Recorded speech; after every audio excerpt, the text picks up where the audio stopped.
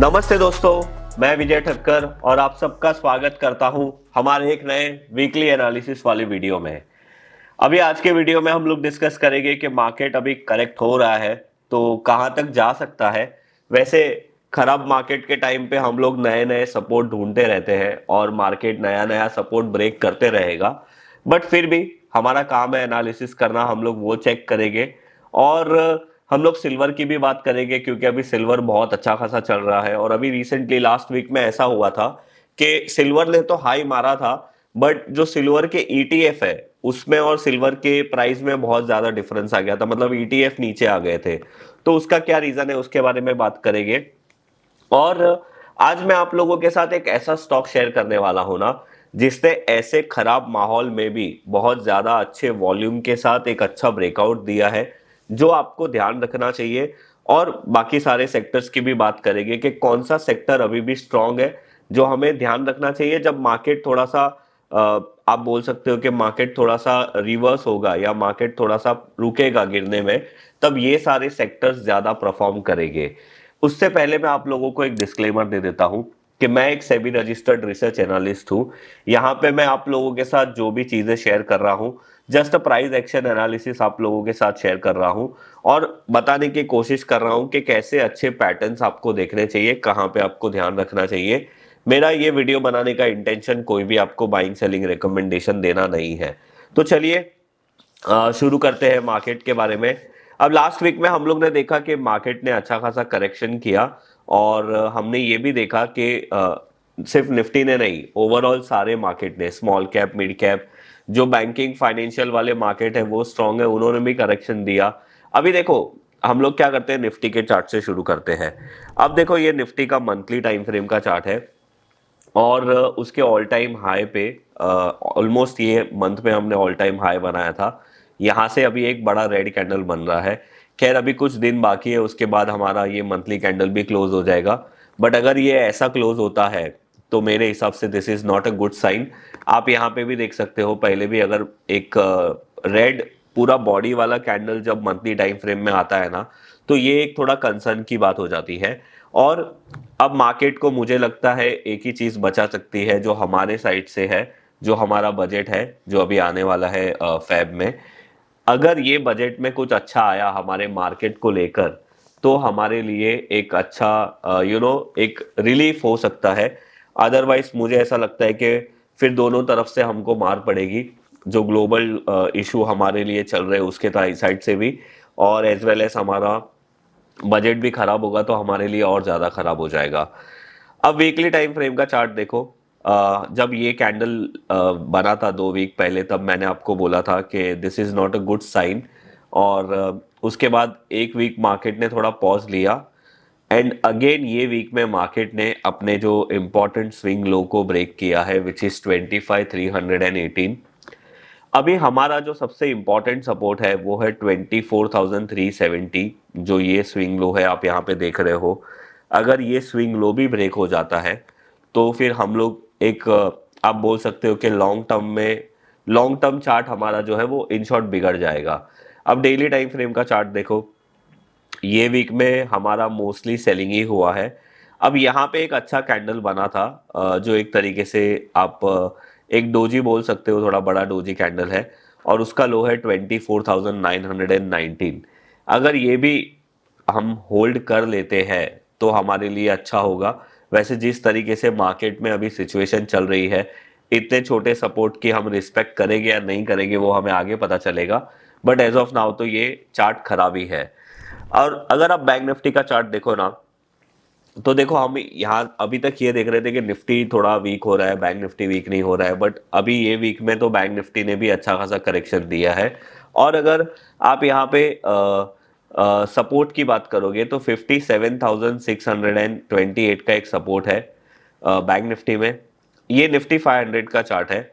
और अगर आप यहाँ पे भी देखोगे, अगर आप यहाँ पे एक ट्रेंड लाइन भी लगाओगे तो उसने ट्रेंड लाइन भी ब्रेक कर दिया है। अभी निफ्टी 500 में इंपॉर्टेंट सपोर्ट है 22,400।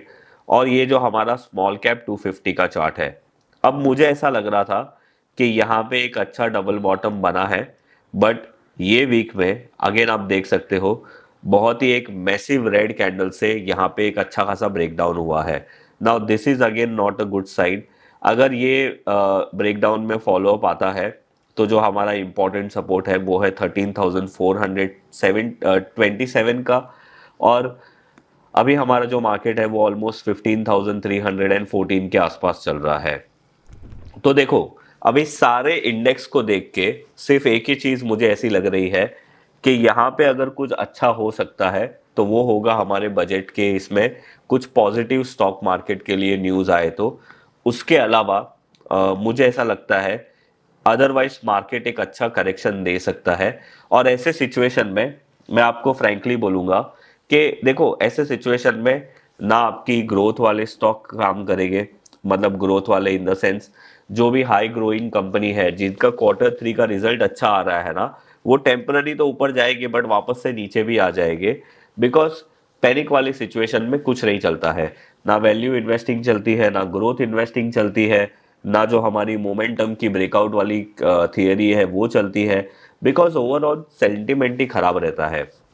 तो देखो, ऐसे सिचुएशन में आपकी पोजीशन साइजिंग ही आपको बचाती है। आप ज़्यादा लीवरेज मत लीजिए, और मैं ये आपको हमेशा बोलता हूँ जब भी मार्केट में एक टेंशन वाला माहौल रहता है तब। अब देखो, हम लोग सिल्वर का भी चार्ट देख लेते हैं। ये है सिल्वर का डॉलर टर्म में चार्ट। यहाँ पे आप देखो, मैंने आप लोगों के साथ एक वीडियो बनाया था, उसका लिंक यहाँ पे डाल दूंगा। मैंने आपको बोला था कि 1980s में सिल्वर ने जो 48 हाई मारा था, 2011 में मारा था, वापस से 2025 में उसने वो हाई ब्रेक किया। और आप देख सकते हो कि ये अक्टूबर के आसपास ये हाई ब्रेक हुआ था, और अभी तक ये ऑलमोस्ट 48 से $103 तक आ गया है। और अगर आप मंथली देखोगे तो ऑलमोस्ट 3-4 महीने में ही ये अच्छी खासी रैली आई है। इनफैक्ट ये महीने में तो ऑलमोस्ट 44% चला है। अगर हम लोग ये सिल्वर को MCX में देखेंगे तो अभी सिल्वर का प्राइस वहाँ पे 3,34,000 चल रहा है। और अगर आप अभी ये सिल्वर 20 को देखोगे, जो मैंने आपको बोला था, तो आप यहाँ पे देखो, जबकि सिल्वर डॉलर टर्म में भी हाई मार रहा है, MCX में भी हाई मार रहा है, बट यहाँ पे भी ये देखो, ये करेक्शन की बात कर रहा हूँ, ऑलमोस्ट ये $250 तक आया था, जबकि सिल्वर और डॉलर टर्म में या सिल्वर MCX में इतना गिरा नहीं था। तो यहाँ पे पहले यहाँ पे भी ये हुआ था ना 29 दिसंबर के आसपास। तो देखो, अब ये वो बात हो गई ना, मैंने एक रिसेंटली ट्विटर पे एक इमेज देखी थी कि जब सिल्वर का प्राइस 50,000 70,000 रुपया था तब कोई भी उसको लेने के लिए नहीं देख रहा था, और जब सिल्वर का प्राइस 3 लाख हो गया है तब पूरा क्राउड उसके पीछे दौड़ रहा है भागने, मतलब उसको बाय करने के लिए। और वैसा ही इंटरेस्टिंग बात यह है कि अभी जो स्मॉल कैप इंडेक्स है वो अभी सस्ता है, अभी उसको कोई भी नहीं पूछ रहा है। शायद वो बहुत ज़्यादा ऊपर आ जाएगा तभी सब लोग उसको पूछेंगे। तो वो इमेज एक ट्विटर पे मैंने देखी थी, और मैंने सोचा आप लोगों के साथ वो शेयर कर दूं। देखो, लॉन्ग टर्म इन्वेस्टमेंट के लिए सिल्वर में ऐसा नहीं बोलूँगा कि ख़राब है, बट आप एक चीज़ समझो, सिल्वर में जो अभी रिस्क टू रिवॉर्ड है ना, जो सिल्वर ने $48 पे ब्रेकआउट दिया था वो अभी ऑलमोस्ट $100 हो गया है, और यही मंथ में वो ऑलमोस्ट 40% चल चुका है। तो क्या आपका रिस्क टू रिवॉर्ड यहाँ पे फेवरेबल है? तो अगर आप फोमो में आके सिर्फ ज़्यादा रिटर्न चेस करने के लिए सिल्वर बाय करने की सोच रहे हो, तो मेरे तरफ से आप लोगों के लिए ये रहेगा कि बाय करने के पहले 2 बार सोच लेना, क्योंकि यहाँ पे अगर टाइम करेक्शन होगा तो भी आप लॉस करोगे, और अगर यहाँ पे प्राइस करेक्शन होगा तो भी आपका लॉस डेफिनेटली होगा ही। तो आपके जो ऑड्स है अभी सिल्वर को बाय करने के लिए, एक ज़्यादा रिटर्न जनरेट करने के लिए, वो अभी सूटेबल नहीं है। तो ये चीज़ आप हमेशा ध्यान में रखना। नॉर्मली हम रिटेल इन्वेस्टर ऐसी गलतियां करते रहते हैं, बट एटलीस्ट अगर आप मेरा चैनल देखते हो तो मैं आपको ये चीज़ बताना चाहता हूँ, इस पे ध्यान ज़रूर रखना। तो चलिए, ये हमारा मार्केट एनालिसिस था। अभी एक बार हम लोग सेक्टर देख लेते हैं कि लास्ट वीक में कौन से सेक्टर ने परफॉर्म किया है। अभी आप यहाँ पे देखो, निफ्टी FMCG है जो सबसे कम गिरा है, वैसे कोई भी स्टॉक सेक्टर ने परफॉर्म नहीं किया है। उसके बाद metal, MNC, CPSE, IT, pharma और प्राइवेट बैंक। और अगर सबसे ज्यादा गिरने वाले इंडेक्स की हम बात करें तो रियलिटी है, कैपिटल मार्केट है, कंज्यूमर ड्यूरेबल है। तो ये सारे सेक्टर ने ज़्यादा खराब परफॉर्मेंस दिखाया है। अभी मैंने है ना, ये जो आप प्लेटफॉर्म देख रहे हो वो बेसिकली आर जोन है, और ये डिफाइन एज का एक प्लेटफॉर्म है जहाँ पे आप एनालिसिस कर सकते हो। मुझे यहाँ पे ये वाला टूल बहुत अच्छा लगता है, क्योंकि यहाँ पे देखो मैंने क्या किया है। यहाँ पे अगर आप मैट्रिक्स प्राइस एंड आरएस में जाओगे ना, तो यहाँ पे मैंने multi time frame ultimate matrix ranking किया है। मैंने सारे सेक्टर्स को रैंकिंग देने की कोशिश की है। तो टोटल जो सेक्टर है वो 47 सेक्टर है। अभी यहाँ पे देखो 0.25 1% और 3%, मतलब short term, medium term, long term. अगर टोटल ये 47 सेक्टर है, तो एक सेक्टर दूसरे सेक्टर के साथ कंपेयर होता है, और समझो अगर मेटल आईटी के कंपैरिजन में स्ट्रांग है तो उसको 1 मार्क मिलेगा, और अगर आईटी स्ट्रांग है तो उसको कोई मार्क्स नहीं मिलेगा, 0 मिलेगा। वैसे करते अभी टोटल 47 सेक्टर है, तो ज्यादा से ज्यादा 46 मार्क्स आ सकते हैं, बिकॉज अगर मेटल को मेटल के साथ कंपेयर करेंगे तो वो 0 आ जाएगा वहां पे। तो यहाँ पे देखो, शॉर्ट टर्म में मेटल स्ट्रांग है, उसके बाद आईटी। अगर हम लोग मीडियम टर्म में देखें तो अगेन मेटल स्ट्रांग है, फिर आईटी, और फिर पीएसयू बैंक। और अगर हम लॉन्ग टर्म में देखें तो metal, PSU bank, MS Finserv, auto और आईटी। और अगर मैं ये तीनों टाइम फ्रेम को मिला के टोटल स्कोर देखूं, तो मेटल, आईटी, पीएसयू एंड ये सारे स्टॉक सेक्टर जो है वो स्ट्रांग है। तो अभी अगर आप ऐसे पैनिक वाले टाइम में अच्छी अपॉर्चुनिटी देखना चाहते हो, तो ये जो स्ट्रॉन्ग सेक्टर है उसमें से देखो, आपको ज्यादा चांस है कि वहां पे आप लोगों को स्ट्रॉन्ग सेक्टर मिलेंगे। तो ये था हमारा पूरा सेक्टर एनालिसिस। अभी देखो, एफआईएस ने तो लास्ट वीक में बहुत मतलब ज्यादा से ज्यादा उन्होंने सेलिंग ही किया है, उनका सेलिंग नंबर भी बढ़ गया है। डॉलर इंडेक्स जो है वो 97 के आसपास आ गया है। इंडिया विक्स ऑलमोस्ट 14 के पास आ गया है बढ़ के। क्रूड भी $61 के पास हो गया है। और हमारा जो आईएनआर है यूएसडी के कंपैरिजन में, वो 9163 हो गया है, जो ऑलमोस्ट 92 तक पहुंच गया था। तो ये सारी चीज़ें खराब है। एफआईएस का तो अभी हम क्या करें, वो कंटिन्यूसली सेलिंग ही कर रहे हैं। अभी आज के वीडियो में है ना, मैं आप लोगों को जो स्टॉक बताने वाला हूं, ये स्टॉक ने ऐसे खराब मार्केट में भी एक अच्छा वॉल्यूम के साथ, एक अच्छे प्राइस के साथ ब्रेकआउट किया है, और इसको मैं रिवर्सल ब्रेकआउट बोलता हूं। वो क्यों बोलता हूं मैं आप लोगों को समझाता हूं। सबसे पहले मैं आपको इसका प्राइस दिखा देता हूं, और ये स्टॉक का नाम भी दिखा देता हूं। इसका नाम है बजाज कंज्यूमर।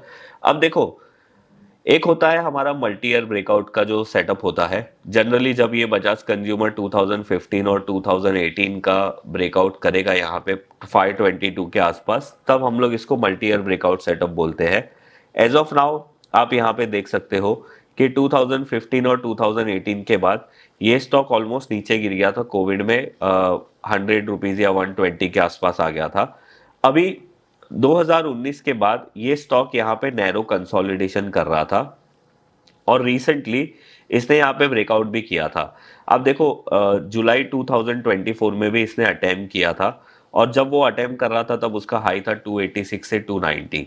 रिसेंटली इसने अक्टूबर में, नवंबर में यहाँ पे ब्रेकआउट भी किया था, और ये टाइम पे मैंने आप लोगों के साथ इसके ब्रेकआउट के पहले ही आप लोगों को बताया था। बट उसका ब्रेकआउट उसके बाद वापस फेल हो गया और ये नीचे आ गया। बट देखो अभी यहाँ पे क्या हो रहा है, मैं एक बार डेली टाइम फ्रेम का चार्ट लगाता हूँ। रिसेंटली इसका रिजल्ट आया था 21 को आई थिंक, और उसका रिजल्ट बहुत अच्छा था। और नेक्स्ट डे आप देखो, इसने ऑलमोस्ट 20% का सर्किट मारा था। तो ये एक बहुत ही पॉजिटिव चीज़ है। और अगर आप यहाँ पे देखोगे ना कि ये अपने ब्रेकआउट फेल करने के बाद वाले प्राइस को वापस से ब्रेक कर रहा है। अगेन मैं मंथली टाइम फ्रेम पे आता हूँ। अगर आप सबसे बड़े रेजिस्टेंस की बात करोगे तो इसमें 324 से 325 का बनता है। पर यहाँ पे जो पैटर्न बन रहा है ना, इसको हम लोग सिमेट्रिकल ट्रायंगल पैटर्न बोलते हैं।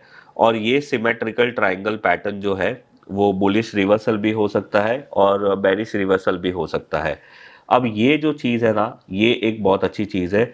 और जिस तरीके से लास्ट वीक में मार्केट गिरा है, और यहाँ पे अगर आप देखोगे तो यहाँ पे एक स्ट्रेंथ मिला है कैंडल को, वो एक अच्छी बात है। अभी हम लोग वॉल्यूम कैंडल लगाते हैं, और आप यहाँ पे देखो, जब भी ये स्टॉक ये जो कंसोलिडेशन जोन है उसमें ऊपर जा रहा है ना, तब इसके जो ग्रीन कैंडल है वो ज्यादा थिक है, मतलब यहाँ पे ज्यादा वॉल्यूम हुआ था। अभी मैं क्या करता हूँ ना, वॉल्यूम कैंडल्स को भी यहाँ पे लगा देता हूँ, और आप यहाँ पे देखो कि जब से इसने बेस बनाया है तब से इसके वॉल्यूम बढ़ते जा रहे हैं। और इनफैक्ट अभी इसने जो वॉल्यूम किया है अगर हम इसका वॉल्यूम देखेंगे तो वो था 53.54 मिलियन, ये महीने की बात है। और अगर आप मंथली में देखोगे तो मेरे ख्याल से अब तक का ये था 53.54 मिलियन, और ये वॉल्यूम कैंडल था 53.52 मिलियन। तो अब तक, अभी तो मंथली कैंडल क्लोज भी नहीं हुआ है, बट ये मंथली कैंडल का वॉल्यूम सबसे ज्यादा हाई है।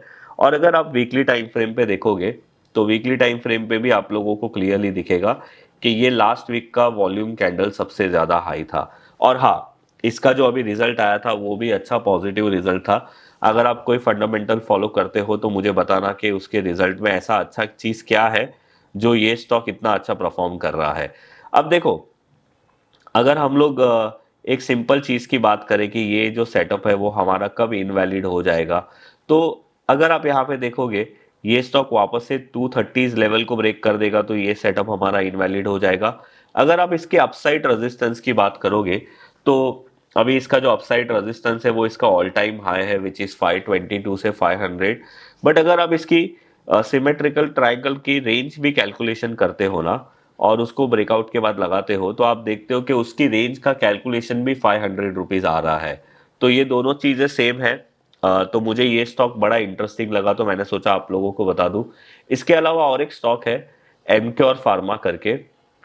ये स्टॉक भी अपने आईपीओ का हाई जो 2024 में मारा था सितंबर में 1580 का, वो भी अभी यहाँ पे कंसोलिडेट कर रहा है। इसने खास अभी ब्रेकआउट तो दिया नहीं है कुछ भी, और इसका भी जो रिजल्ट है वो अभी 4 फेब को आने वाला है। तो इसके ऊपर भी आप लोग ध्यान रखना, इसने ब्रेकआउट दिया नहीं है, जस्ट ये अच्छा लगा तो मैंने आप लोगों के साथ शेयर कर दिया। तो बस ये था हमारा ये स्टॉक जो लास्ट वीक में हाईएस्ट वॉल्यूम के साथ एक अच्छे प्राइस के साथ इसने ब्रेकआउट दिया है, तो मैंने सोचा आप लोगों के साथ शेयर कर दूं। और अगर आपको हमारी SEBI registered research analyst service के बारे में जानना है तो उसकी लिंक मैं नीचे डिस्क्रिप्शन में डाल दूंगा, आप वहां पे जाके चेक कर सकते हो। वहां पे भी मैं ऐसे सारे सेटअप्स आप लोगों के साथ शेयर करता हूं जो अच्छे हो और जो हमें अच्छा एक रिटर्न दे सके। तो बस ये था हमारा आज का ये वीडियो। अभी आज का ये वीडियो आप लोगों को कैसा लगा है आप लोग मुझे बताइए। और जब मार्केट खराब होता है तब अपनी पोजीशंस पे ध्यान दीजिए, ज़्यादा लीवरेज मत करिए, यही आपको बचाएगा ऐसे खराब मार्केट में। जनरली हमारे स्टॉक मार्केट में सबसे ज़्यादा इम्पोर्टेंट होता है सर्वाइवल। अगर आपने अच्छा सर्वाइव कर लिया तो अच्छे मार्केट के टाइम पे आप अच्छा रिटर्न ऑटोमेटिकली बना लोगे, क्योंकि आपने पहले ही अच्छा सर्वाइव किया है। तो बस ये था हमारा वीडियो। अच्छा लगा है तो प्लीज़ लाइक करिए, मुझे मोटिवेशन मिलता है आपके लाइक्स देख के। और ये वीडियो में जो भी आपको अच्छा लगा है आप कमेंट करिए। बजाज कंज्यूमर के बारे में फंडामेंटली क्या अच्छा हो रहा है, अगर आपको पता है तो आप मुझे नीचे कमेंट्स में बताइए। और अगर आपने हमारा चैनल सब्सक्राइब नहीं किया तो सब्सक्राइब करिए। हमने कल एक हमारे चैनल पे पॉडकास्ट अपलोड किया था जहाँ पे एक फंड मैनेजर है जो क्वांट बेस्ड इन्वेस्टमेंट करते हैं, उन्होंने अपनी जर्नी और उन्होंने अपनी स्ट्रैटेजी शेयर की है। और उन्होंने बताया है एक स्ट्रैटेजी कि कैसे आप ये सिंपल स्ट्रैटेजी से निफ्टी सीएजीआर को बीट कर सकते हो। तो अगर आपने वो पॉडकास्ट नहीं देखा है तो जाके ज़रूर देखिए और हमें बताइए कि वो पॉडकास्ट आप लोगों को कैसा लगा। मैं मिलूंगा आप लोगों को ऐसे ही कोई नेक्स्ट वीडियो में, तब तक के लिए बाय बाय।